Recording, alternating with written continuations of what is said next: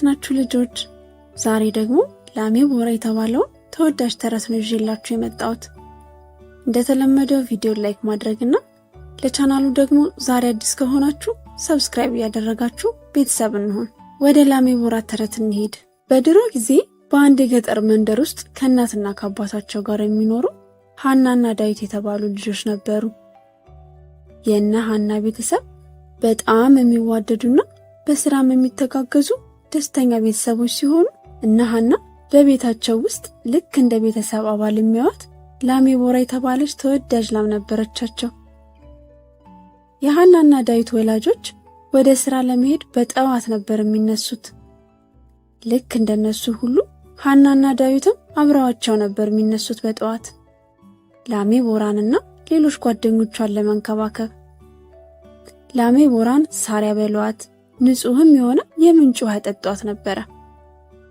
እሷ ደግሞ በምትኩ ወፍራምና ትኩስ ወተት ነበር የምትሰጣቸው። በዚህ ስራቸው እናታቸው በጣም ደስ ስለሚላት ትመርቃቸው ነበረ። ከዕለታት በአንድ ቀን የእነ ሐና ቤተሰብ ውስጥ አንድ ትልቅ ችግር ተፈጠረ። የእነ ሐና እናት በጣም ታመመች። እንዲሻላትም ቤተሰቦቿ ቢሞክሩም የእነ ሐና እናት ህመሟ ከጊዜ ወደ ጊዜ እየባሰባት መጣ። በዚህ ጊዜ ነበረ ስለ ልጆቿ መጨነቅ የጀመረችው።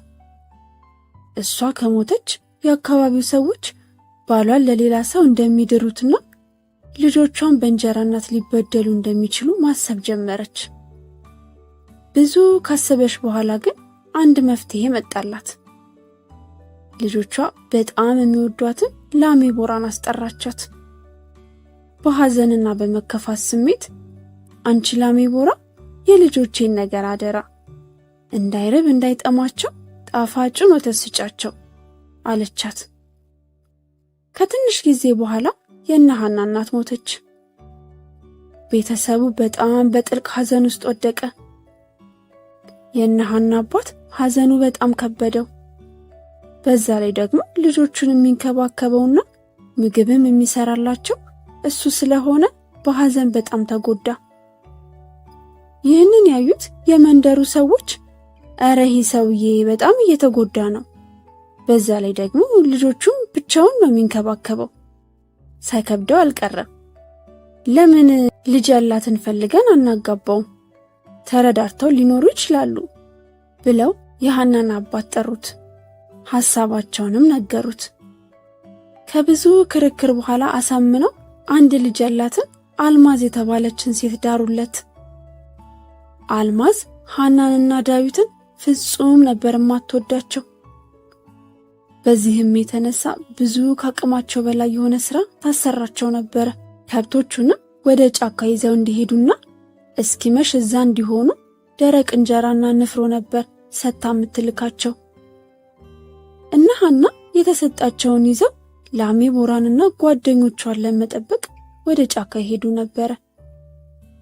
ልክ የምግብ ሰዓታቸው ሲደርስ ግን ላሜ ቦራን ይጠሯታል። ከዛም አንቺ ላሜ ቦራ በይ ስጭን የእናታችንን አደራ ሲሏት ወፍራምና ትኩስ ወተት ተሰጣቸው ነበረ። በዚህም የተነሳ እነ ሐና በጣም እያማረባቸው መጣ።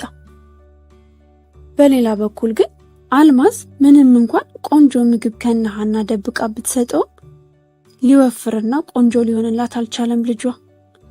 በዚህም የተነሳ በጣም ትናደድ ነበር። አንድ ቀን ግን እነዚህ ልጆች ደረቅ እንጀራ ብቻ እየበሉ እንዴት እንደዚህ ሊያምርባቸው ቻለ ብላ በሐሳብ ሄደች። ወደሚሄዱበትም ጫካ ተከትላቸው ሄደች።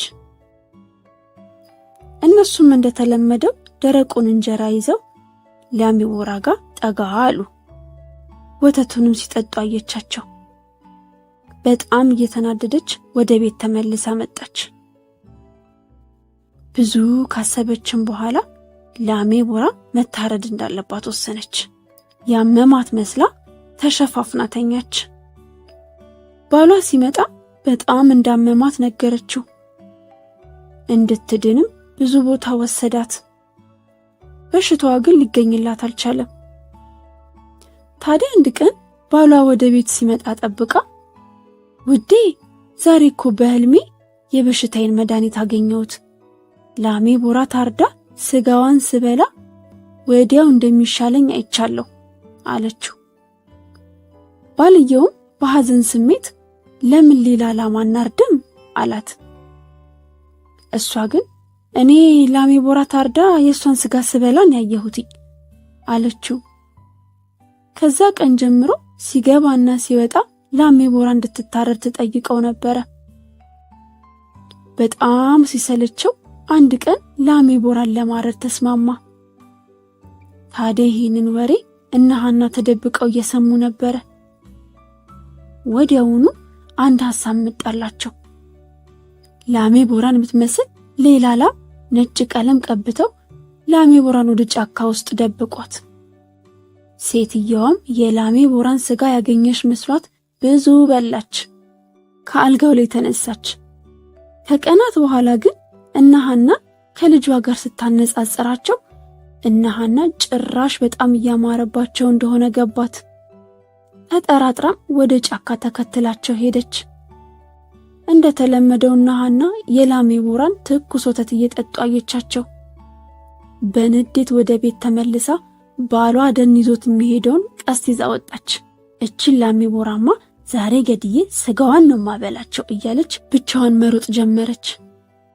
በዚህ ጊዜ ላሜ ቦራ በጫካ ውስጥ በዛፎቹ መሃል ነበረች። ሴትየዋም ስትመጣ ከሩቅ አየቻት። እሷን ልትገላት እንደምትመጣ ወዲያውኑ ነበር የገባት። እግሬ አውጪኝ ብላ መሮጥ ጀመረች ላሜ ቦራ። ሴትየዋም በኃይል እየሮጠች ተከተለቻት። ነገር ግን ስትሮጥ በመንገድ ላይ ትልቅ ጉድጓድ እንደነበረ ስላላየችው ውስጡ ወደቀች። ክፉኛም ተጎድታ ስለነበረ ወዲያውኑ ሞተች። ከዛ ጊዜ ጀምሮ እነ ሐና ከአዲሱ ወንድማቸው ጋር የላሜ ቦራን ወተት እየጠጡ በሰላምና በፍቅር ኖሩ ይባላል። ተረቴን መለሱ፣ አፌን በዳቦ አብሱ።